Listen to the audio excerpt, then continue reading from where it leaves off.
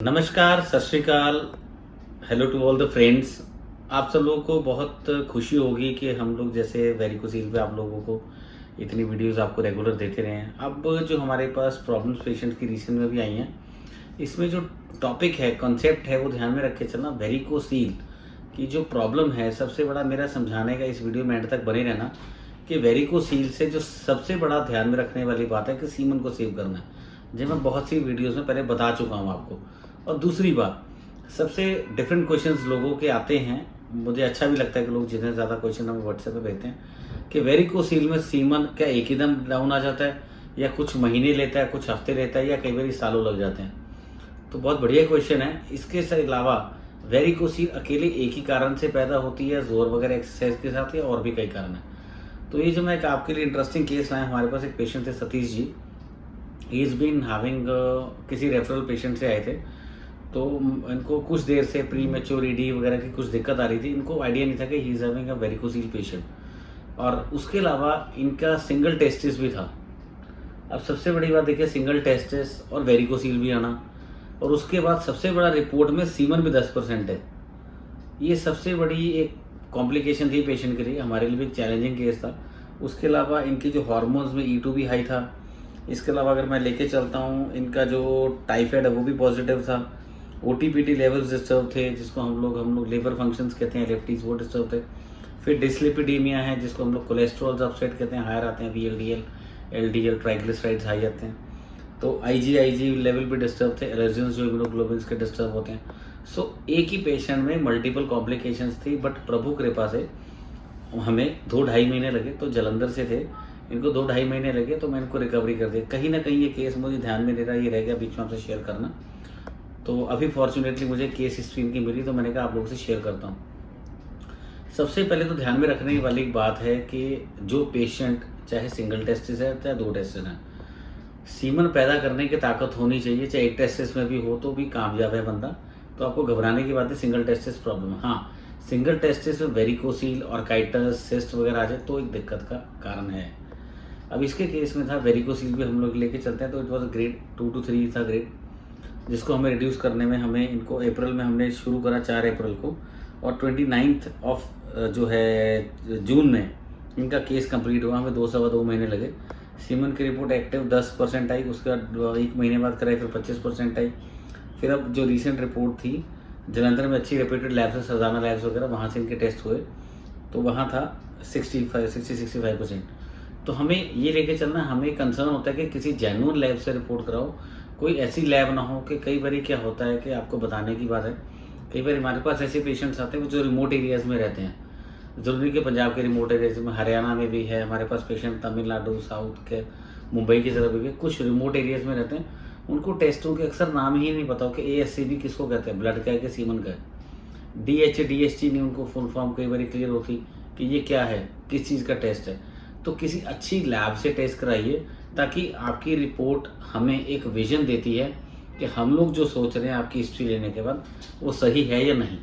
क्योंकि एक विजन समझ में आती है जब हम हमारे पास कंसल्ट करते हैं, ऑनलाइन रजिस्टर करते हैं योगीज आयुर्वेदा में, तो उसमें हमारे डॉक्टर्स आपको 20-25 सवाल पूछते हैं। तो 20-25 सवालों के तहत से हमें एक एटलीस्ट इवेल्युएशन हो जाता है पेशेंट की, उसकी स्कोरिंग के पेशेंट किस लेवल पर और कहाँ खड़ा है।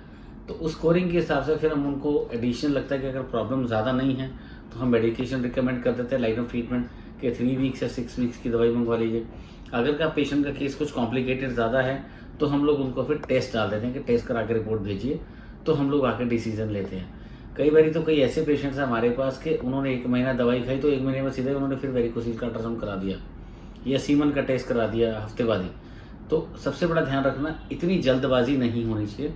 स्कैनिंग जो होती है आपकी, कम से कम हमें लेके चलना 2 से 2.5 महीने पहले स्कैनिंग नहीं होनी चाहिए।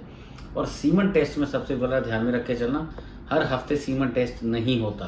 पहली बात, मॉडर्न साइंस में या और भी कोई डॉक्टर कोई भी कुछ कहते हैं, मुझे उनका नहीं पता, मैं अपने एक्सपीरियंस के साथ शेयर करूंगा कि सीमन बनने में हमें एवरेज अगर लेके चलते हैं तो जिनका सीमन 5-10% है, तो उनको कम से कम 4 to 6 वीक्स का परहेज रखना पड़ता है लाइन ऑफ ट्रीटमेंट के चलते के दौरान।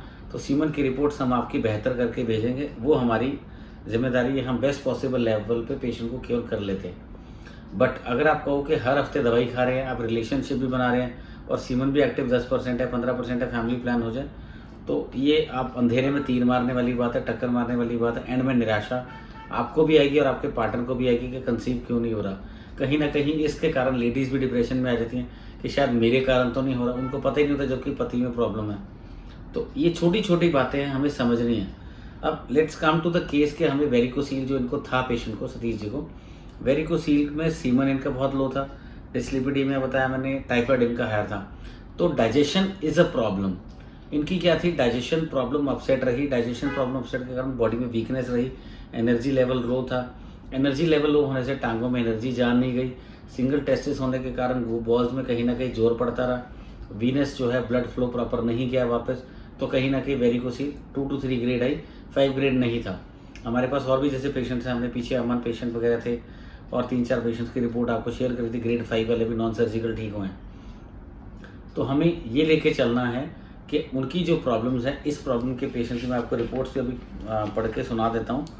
जैसे इनका था, ये अप्रैल में इनका हम लोग लेके चलते हैं। ये SRB इनका 25 था।